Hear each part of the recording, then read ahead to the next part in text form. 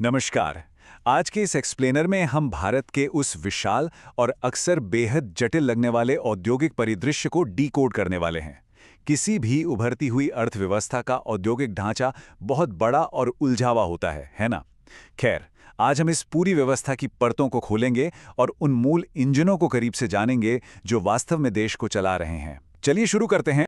सबसे पहले आइए एक छोटा सा मेंटल एक्सरसाइज करते हैं। जरा हमारे आसपास मौजूद रोजमर्रा की चीजों पर गौर करें।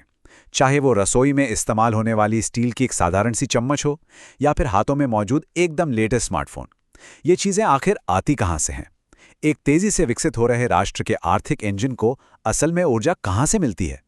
अगर हम इन उत्पादों के मूल स्रोत तक जाएं, तो हमें विशाल विनिर्माण क्षेत्रों और उन सरकारी नीतियों का एक पूरा का पूरा जाल दिखाई देगा जिन्होंने इनका निर्माण संभव बनाया है, बिल्कुल एक बड़ी पहेली की तरह।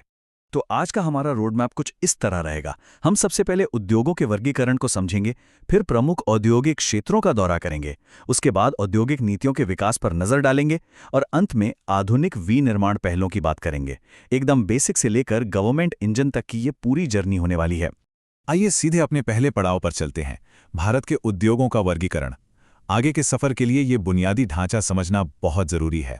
मोटे तौर पर देखें तो इतने बड़े औद्योगिक ढांचे को अलग अलग श्रेणियों में बांटा जाता है ताकि इसे आसानी से समझा जा सके। अगर कच्चे माल के आधार पर देखें तो उद्योग या तो कृषि आधारित होते हैं या खनिज आधारित। जैसे कपड़ा या चीनी का कारखाना पूरी तरह कृषि पर निर्भर है, जबकि इस्पात और सीमेंट खनिज पर। और हाँ, अगर हम ओनरशिप या मालिकाना हक की बात करें तो ये उद्योग सार्वजनिक क्षेत्र यानी सरकारी हो सकते हैं, निजी क्षेत्र के हो सकते हैं, दोनों का संयुक्त रूप हो सकते हैं या फिर सहकारी हो सकते हैं। ये एकदम फाउंडेशनल बातें हैं जो इस विशाल व्यवस्था को समझने की नींव रखती हैं। अब इस विस्तृत वर्गीकरण में केवल कच्चा माल या ओनरशिप ही नहीं, बल्कि आकार भी बहुत मायने रखता है। पूंजी निवेश के आधार पर उद्योगों को छोटे, मध्यम और बड़े पैमाने में विभाजित किया जाता है। उदाहरण के लिए, एक बड़े पैमाने के उद्योग में 10 करोड़ या उससे अधिक का भारी पूंजी निवेश होता है, जैसे कि कोई विशाल इस्पात संयंत्र। यानी जितना बड़ा इन्वेस्टमेंट, उतना ही बड़ा स्केल। चलिए अब मैप को थोड़ा जूम आउट करते हैं और भारत के प्रमुख औद्योगिक क्षेत्रों का एक भौगोलिक दौरा करते हैं। अब सबसे दिलचस्प बात यह है कि ये उद्योग देश में यूं ही कहीं भी बेतरतीब ढंग से नहीं फैले हैं, बल्कि इन्होंने विशिष्ट भौगोलिक क्लस्टर बना लिए हैं। जैसे मुंबई पुणे बेल्ट ऑटोमोबाइल और फार्मा के लिए जानी जाती है, जबकि हुगली क्षेत्र जूट और रसायनों के लिए। उधर अहमदाबाद वडोदरा पेट्रोकेमिकल्स में अग्रणी है और दक्षिण में बेंगलुरु तमिलनाडु आईटी और ऑटोमोबाइल का गढ़ है। ये सभी क्लस्टर वहां मौजूद बुनियादी ढांचे और प्राकृतिक संसाधनों की वजह से ही वहां विकसित हुए हैं। इसी कड़ी में भारत के खनिज हृदय स्थल यानी छोटा नागपुर औद्योगिक क्षेत्र पर थोड़ी गहराई से नजर डालते हैं।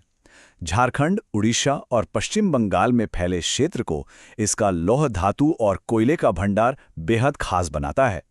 दामोदर घाटी के इसी क्षेत्र में बोकारो, जमशेदपुर और राउरकेला जैसे विशाल और ऐतिहासिक इस्पात संयंत्र पनपे हैं। सच कहें तो ये पूरे देश के बुनियादी ढांचे की रीढ़ है। अब तक हमने देखा कि उद्योग कहाँ हैं, लेकिन अब तीसरे भाग में हम जानेंगे कि वो वहाँ क्यों हैं, यानी औद्योगिक नीतियों के विकास का ऐतिहासिक सफर। स्वतंत्रता के बाद से भारत ने कई बार अपनी औद्योगिक नीतियों में बड़े बदलाव किए हैं। इस टाइमलाइन पर गौर करें।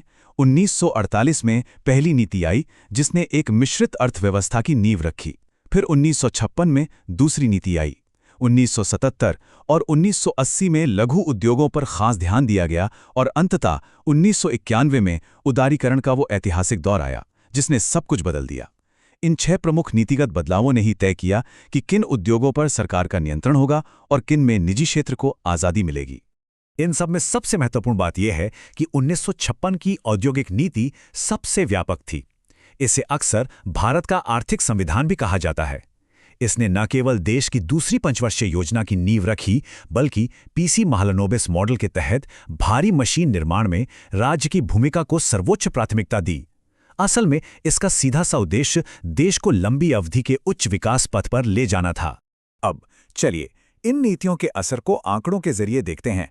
विनिर्माण, खनन और निर्माण जैसे औद्योगिक घटकों की वास्तविक वृद्धि यहाँ एकदम स्पष्ट होती है। दशकों तक चली आ रही इन नीतियों ने विनिर्माण क्षेत्र को अर्थव्यवस्था के कुल जीवीए यानी ग्रॉस वैल्यू एडेड के एक बहुत बड़े और अहम हिस्से के रूप में खड़ा कर दिया है। ये कोई छोटा अचीवमेंट नहीं है। खैर, इतिहास से अब हम सीधे वर्तमान में आते हैं। चौथे भाग में हम आधुनिक विनिर्माण पहलुओं पर चर्चा करेंगे। आज के समय में इस विकास को और तेज करने के लिए कई बड़े पैमाने की पहलें चल रही हैं। मेक इन इंडिया अब 27 अलग-अलग क्षेत्रों पर फोकस कर रहा है।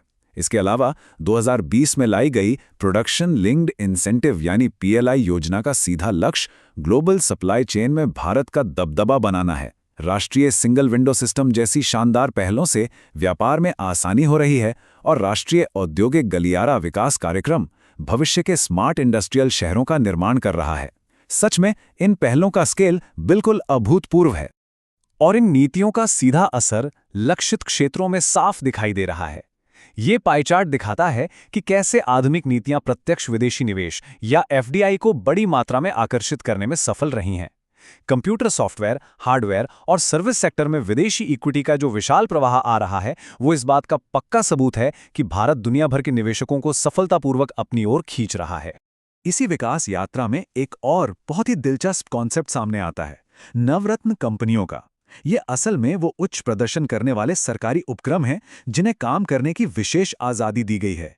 इस ऑटोनॉमी का सीधा मतलब है कि वे बिना सरकार की लंबी और थकाऊ मंजूरी प्रक्रिया के एक ही प्रोजेक्ट में 1000 करोड़ रुपए तक का निवेश कर सकते हैं।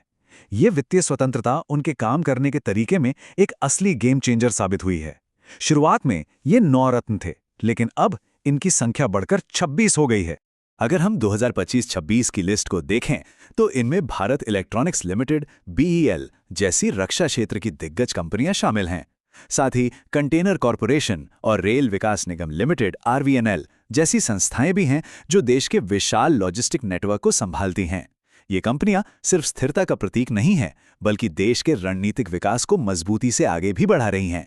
तो कुल मिलाकर छोटे उद्योगों से लेकर विशाल नवरत्न कंपनियों तक ये सब कुछ एक बहुत बड़े विजन का हिस्सा है।